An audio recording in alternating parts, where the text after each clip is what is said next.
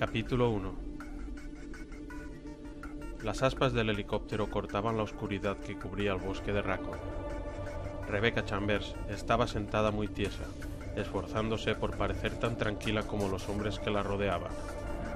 El ambiente era serio, tan sombrío y nublado como los cielos que cruzaban. Las bromas y los chistes se habían quedado atrás, en la reunión informativa. No se trataba de un ejercicio de entrenamiento. 3 personas más, 3 excursionistas, habían desaparecido. Un hecho no tan extraño en un bosque tan grande como el que rodeaba Raccoon. Pero con la ola de asesinatos salvajes que habían aterrorizado a la pequeña población durante las últimas semanas, la palabra desaparecido había adquirido un nuevo significado. Solo unos pocos días antes se había encontrado a la 9ª víctima, tan destrozada y mutilada como si la hubieran pasado por una picadora de carne. Estaban matando a gente. Algo o alguien atacaba salvajemente en los alrededores de la ciudad, y la policía de Raccoon no estaba obteniendo ningún resultado. Finalmente habían llamado al comando local de los Stars para que colaborase en la investigación. Rebecca alzó ligeramente la barbilla, en un destello de orgullo que superó su nerviosismo. Aunque estaba graduada en bioquímica, la habían asignado al equipo Bravo como médico de campo. Hacía menos de un mes que pertenecía al grupo. Mi primera misión, lo que quiere decir que más vale que no la fastidie. Respiró hondo y soltó el aire lentamente, mientras intentaba mantener una expresión neutra. Edward le dedicó una sonrisa alentadora y Sully se inclinó hacia adelante en la abarrotada cabina para darle una palmadita tranquilizadora en la pierna. Al parecer, su fingida calma no colaba. A pesar de todo lo lista que era y de lo preparada que estaba para iniciar su carrera, no podía hacer nada respecto a su edad, o respecto a parecer aún más joven. A sus 18 años, era la persona más joven que los Stars habían aceptado nunca, desde su creación en 1967. Y como era la única mujer en el equipo B de Raccoon, todos la trataban como si fuera su hermana pequeña. Suspiró, le devolvió la sonrisa a Edward y le hizo un gesto a Sully con la cabeza. No era tan terrible un puñado de tipos duros como hermanos mayores, vigilándola, siempre y cuando entendieran que podía cuidar de sí misma cuando hiciera falta. Eso creo, añadió para sí en silencio. Después de todo, era su primera misión, y aunque estaba en perfecta forma física, su experiencia en combate se limitaba a las simulaciones de vídeo y a las misiones de entrenamiento de fin de semana. La escuadra de tácticas especiales y rescates la quería en sus laboratorios, pero era obligatorio cubrir un tiempo de servicio de campo, y Rebecca necesitaba experiencia. De todas formas, inspeccionarían los bosques en grupo. Si se encontraban con la gente o con los animales que habían estado atacando a los habitantes de Raccoon, tendría quien le cubriera las espaldas. Se vio el destello de un rayo hacia el norte, cerca. El ruido del trueno se perdió bajo el rugido del helicóptero. Rebecca se inclinó ligeramente hacia adelante e intentó penetrar la oscuridad. Había sido un día claro y despejado, pero justo antes de la puesta de sol habían comenzado a formarse nubes. No cabía duda de que volverían a casa mojados. Al menos iba a ser una lluvia cálida. Supuso que podría ser mucho. Había estado tan concentrada pensando en la tormenta que se cernía sobre ellos que durante un segundo, incluso mientras el helicóptero se inclinaba peligrosamente y caía, creyó que se trataba del ruido de un trueno. Desde la cabina se fue alzando un terrible gemido agudo y el suelo empezó a vibrar bajo sus botas. Captó el olor caliente del metal quemado y del ozono. ¿Un rayo? ¿Qué ha sido eso?, gritó alguien. Era Enrico, desde el asiento del copiloto. «¡El motor ha fallado!», explicó a gritos el piloto, Kevin Doley. «¡Aterrizaje de emergencia!». Rebecca se sujetó con fuerza a un hierro de la estructura y miró hacia sus compañeros para evitar la visión de los árboles, que subían rápidamente hacia ellos. observó el gesto decidido y serio del mentón de Sully, los dientes apretados de Edward y la mirada de preocupación que intercambiaron Richard y Forrest mientras se agarraban a los salientes de la estructura y los asideros de la vibrante pared. Delante, Enrico estaba gritando alguna cosa, algo que Rebecca no pudo descifrar por encima del sonido agonizante del motor. Cerró los ojos durante un instante, pensó en sus padres, pero el viaje era demasiado violento como para poder pensar.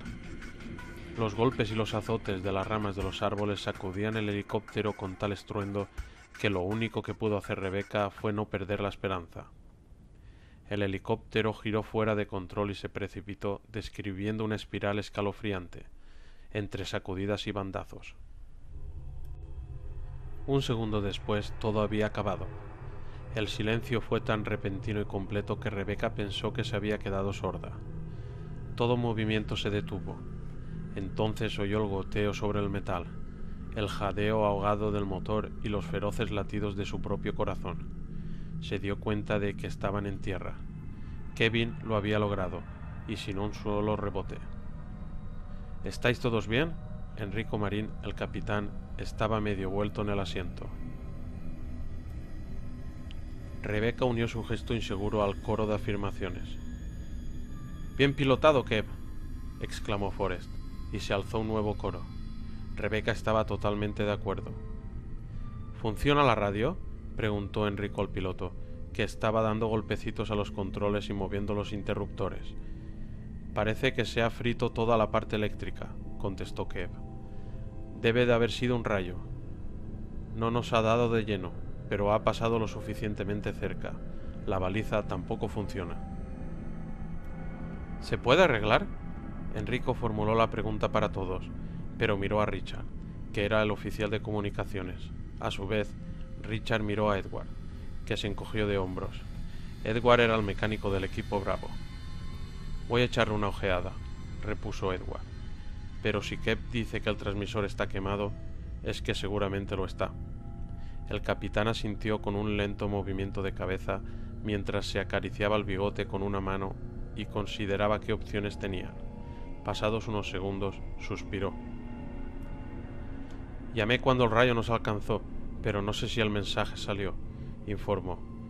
«Tienen nuestras últimas coordenadas. Si no informamos pronto, vendrán a buscarnos». Los que vendrían a buscarlos eran el equipo alfa de los Stars. Rebecca asintió con los demás, sin estar segura de si debía estar decepcionada o no. Su primera misión había acabado incluso antes de empezar. Enrico volvió a tocarse el bigote, atusándoselo en las comisuras de la boca con los dedos índice y pulgar. «Todo el mundo afuera», ordenó. «Veamos dónde estamos». Salieron uno a uno de la cabina. Rebecca se fue dando cuenta de la situación en la que se hallaban mientras se iban reuniendo en la oscuridad. Tenían muchísima suerte de estar vivos. «Nos ha caído un rayo, y mientras buscamos asesinos locos, ni más ni menos», pensó, sorprendiéndose. Incluso si la misión había concluido, sin duda había sido lo más excitante que le había pasado nunca. El aire se notaba cálido y cargado de la inminente lluvia. Las sombras eran profundas. Pequeños animales correteaban por el sotobosque. Se encendieron un par de linternas y los haces de luz cortaron la oscuridad mientras Enrico y Edward rodeaban el helicóptero examinando los daños. Rebecca sacó su linterna de la mochila, aliviada de no haberla olvidado. «¿Cómo lo llevas?». Rebecca se volvió y vio a Ken Sullivan sonriéndole. Había sacado su arma, y el cañón de la 9 milímetros apuntaba hacia el nuboso cielo, recordándole tristemente cuál era la razón de su presencia allí. «Realmente sabéis cómo hacer una entrada sonada, ¿no?», bromeó, devolviéndole la sonrisa. El hombre alto rió y los blancos dientes resaltaron contra la oscuridad de la piel. «La verdad es que siempre hago esto para los nuevos reclutas. Es un gasto en helicópteros, pero tenemos que mantener nuestra reputación». Rebecca estaba a punto de preguntar qué opinaría el jefe de policía de ese gasto. Era nueva en la zona, pero ya había oído decir de que el jefe Irons era famoso por su tacañería. Cuando Enrico se unió a ellos, sacando su arma y alzando la voz para que todos pudieran oírlo.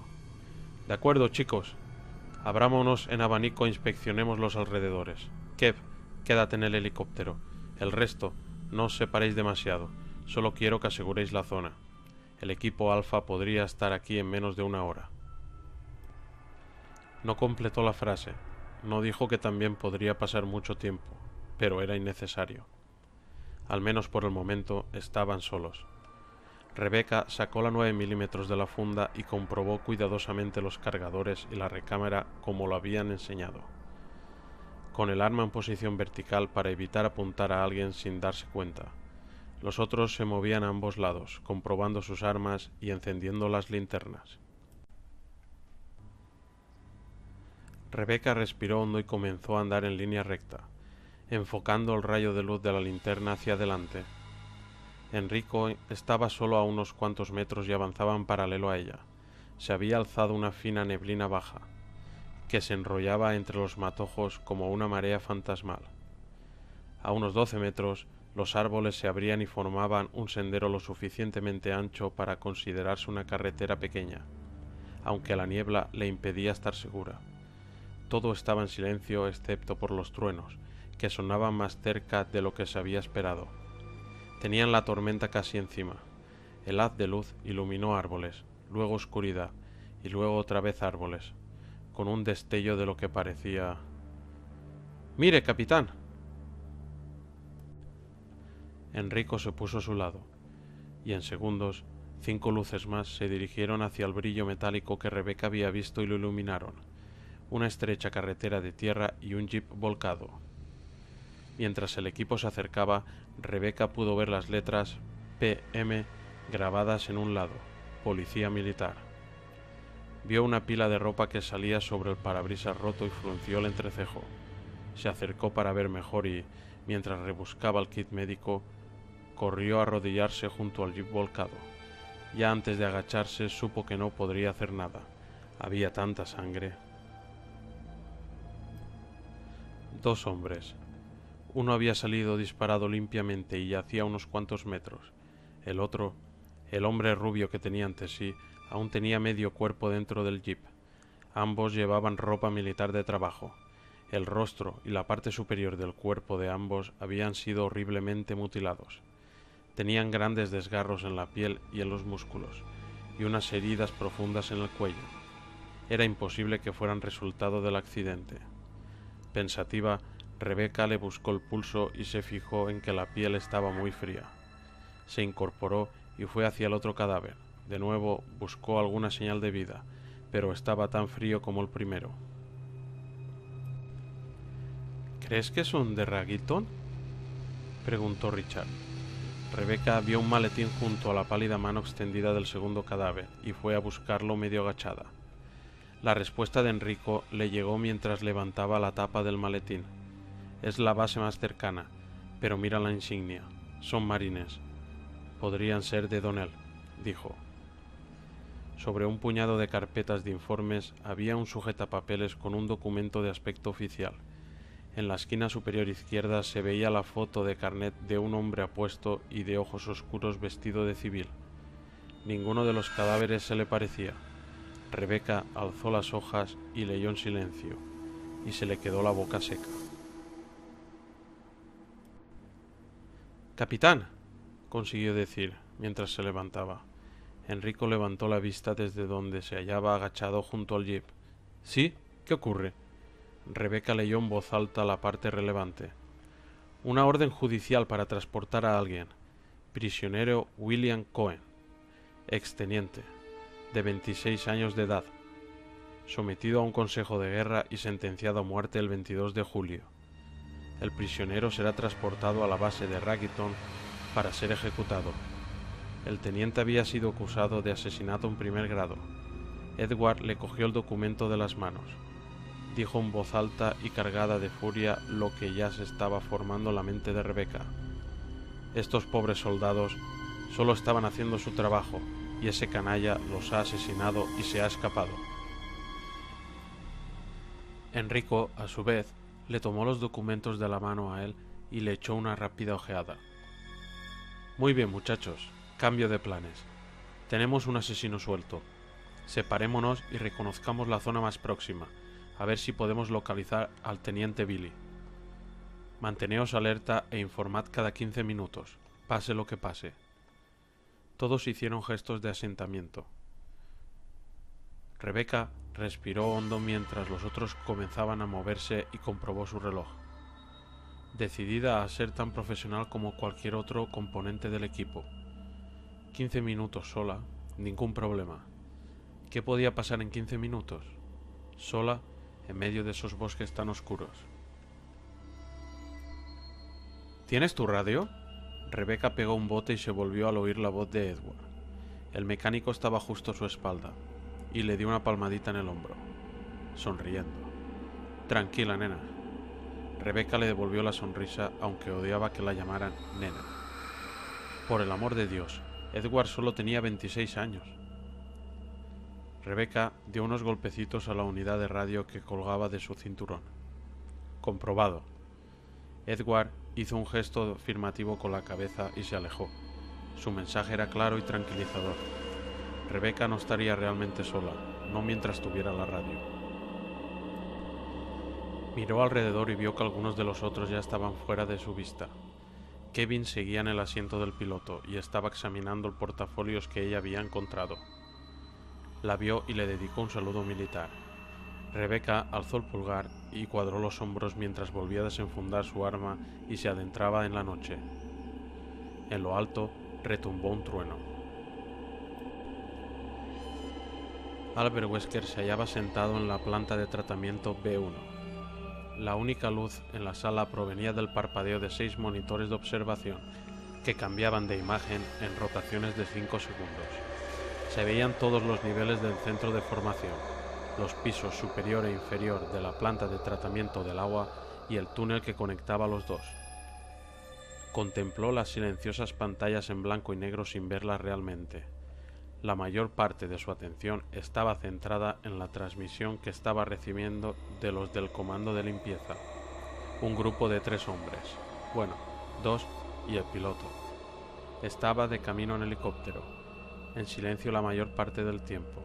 Eran profesionales y no perdían el tiempo con bromas de machos o chistes de jovencitos, lo que significaba que Wesker estaba oyendo un montón de estática. Ningún problema. El ruido blanco combinaba bien con los rostros inexpresivos de mirada fija que veían los monitores. Los cuerpos destrozados tirados por los rincones, los hombres que habían sido infectados vagando sin rumbo por los corredores vacíos. Como en la mansión y los laboratorios Arkley, a unos cuantos kilómetros de allí, los campos privados de entrenamiento de White Umbrella y los centros conectados a ellos habían sido atacados por el virus. Tiempo de llegada estimado, 30 minutos. Cambio, dijo el piloto, y su voz resonó en la sala tenuemente iluminada. Recibido, contestó Wesker, inclinándose sobre el micro. De nuevo silencio. No hacía falta hablar sobre lo que ocurriría cuando llegaran al tren. Y, aunque era un canal seguro, era mejor no decir más de lo estrictamente necesario. Umbrella se había cimentado en el secreto, una característica del gigante farmacéutico que, en los niveles superiores de gestión, todos seguían respetando, incluso de los negocios legítimos de la compañía, cuanto menos se hablase, mejor. Todo se está viniendo abajo, pensó Wesker sin preocuparse. Mientras observaba las pantallas, la mansión Spencer y los laboratorios que la rodeaban habían caído a mediados de mayo. White Umbrella lo tomó como un accidente, y se sellaron los laboratorios hasta que los investigadores y el personal infectado pasaran a ser inefectivos. Después de todo, siempre ocurren errores, pero la pesadilla del centro de formación, que aún se estaba representando ante él, había sucedido a continuación, menos de un mes después, y hacía solo unas cuantas horas el maquinista del tren privado de Umbrella, el Expreso Eclíptico, había apretado el botón de alarma de peligro biológico. Todo se está viniendo abajo, pensó Wesker sin preocuparse. Mientras observaba las pantallas, La mansión Spencer y los laboratorios que la rodeaban habían caído a mediados de mayo.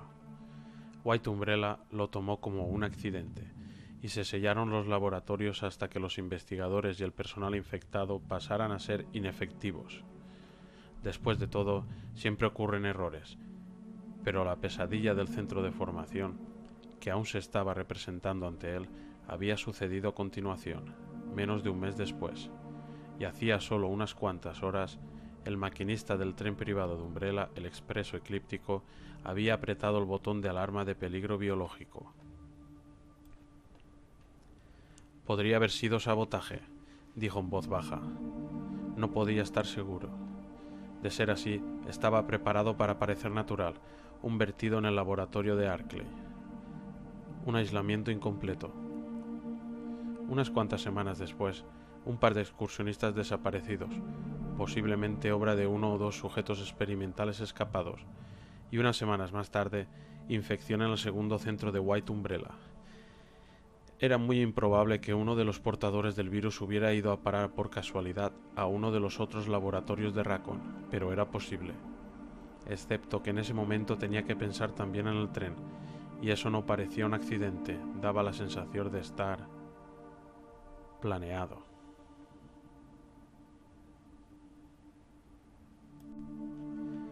Mierda, podría haberlo hecho yo mismo, si se me hubiera ocurrido. Desde hacía algún tiempo había estado buscando la forma de salir de todo esto, cansado de trabajar para una gente que eran claramente inferiores a él, y plenamente consciente de pasar demasiado tiempo en la nómina de White Umbrella no era muy aconsejable para la salud. Y ahora pretendían que condujera a los Stars a la mansión y a los laboratorios de Arklay para descubrir qué tal lo hacían las mascotas guerreras de Umbrella contra soldados armados.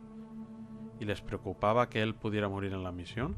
En absoluto, siempre y cuando registrara los datos primero, de eso estaba seguro.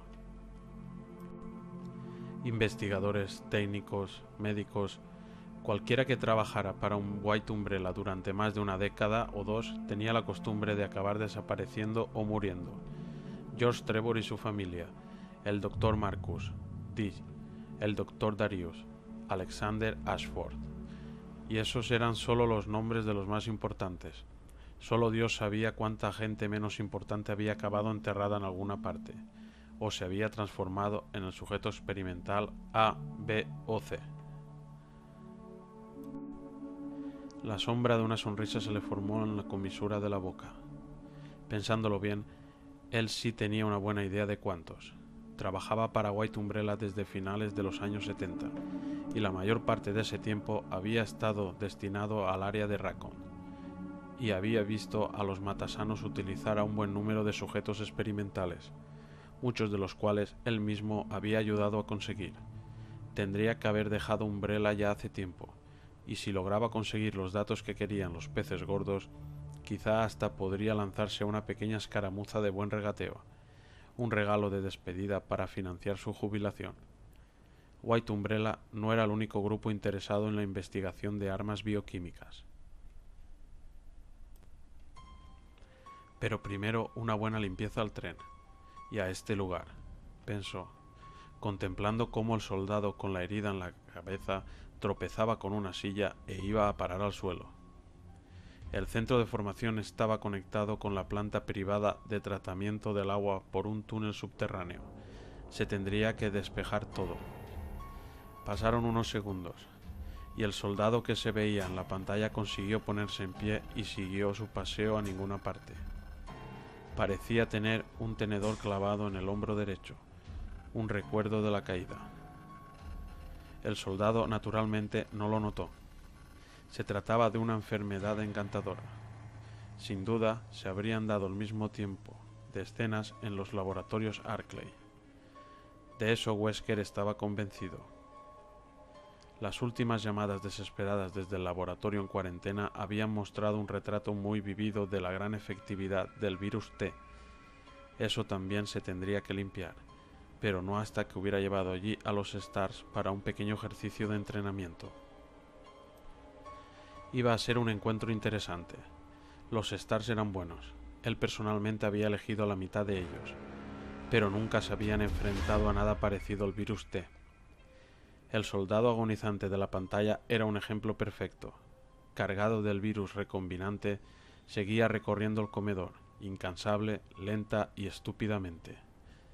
No sentía ningún dolor y atacaría sin dudarlo a cualquiera o cualquier cosa que se cruzara en su camino, con el virus buscando constantemente nuevos portadores a los que infectar.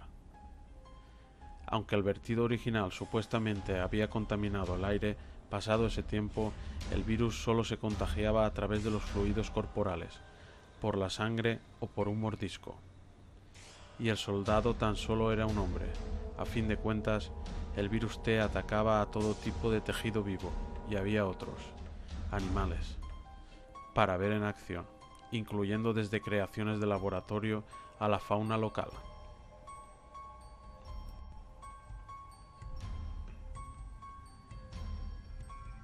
Enrico debería de tener ya a los Bravo en acción, buscando a los excursionistas desaparecidos, pero no era muy probable que encontraran nada allí donde habían planeado buscar. Muy pronto, Wesker se encargaría de organizar una excursión de los dos equipos a la desierta mansión Spencer. Entonces borraría todas las pruebas, iniciaría su nueva y rica vida, y mandaría al infierno a White Umbrella. Al infierno su vida de agente doble, jugando con las vidas de los hombres y mujeres que no le importaban en absoluto. El hombre agonizante de la pantalla volvió a caerse. Consiguió levantarse con esfuerzo y continuó dando vueltas. «A por el oro, muchacho», dijo Wesker, y soltó una risita que resonó en el oscuro vacío.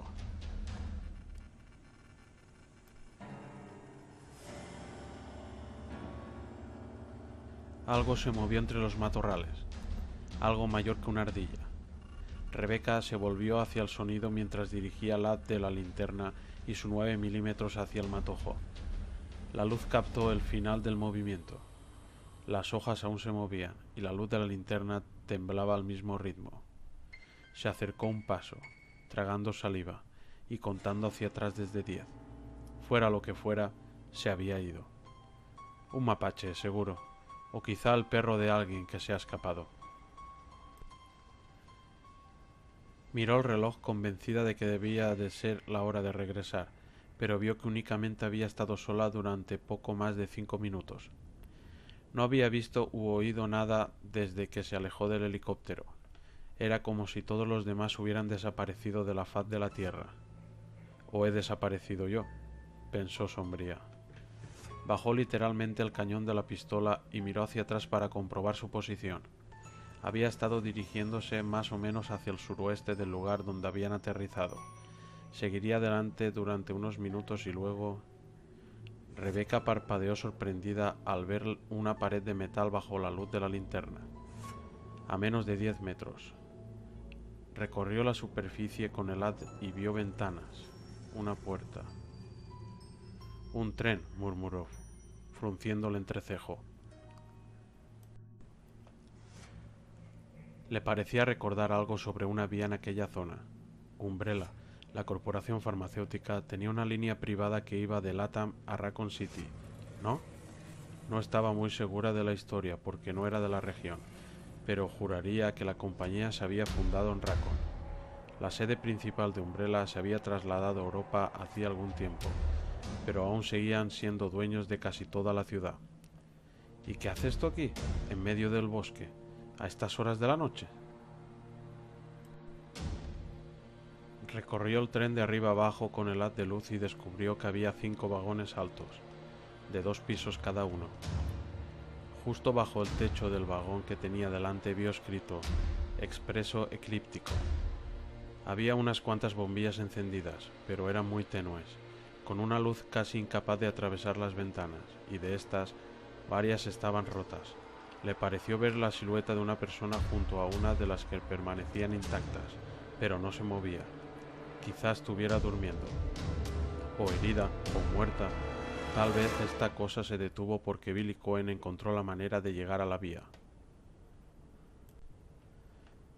Pensó Rebecca. Menuda idea. En ese mismo momento podría encontrarse dentro, con rehenes. Había llegado la hora de pedir refuerzos. Movió la mano hacia la radio, pero se detuvo. O quizá el tren se averió hace un par de semanas y todavía sigue aquí, y todo lo que encontrarás será una colonia de marmotas. Se burlarían los del equipo de eso, ¿no? No se mostrarían muy amables, pero ella tendría que aguantar que le tomaran el pelo durante semanas o incluso meses por pedir refuerzos para entrar en un tren vacío. Volvió a mirar el reloj y vio que habían pasado 2 minutos desde la última vez. De repente, sintió que una gota de un líquido frío le caía en la nariz y después otra en el brazo.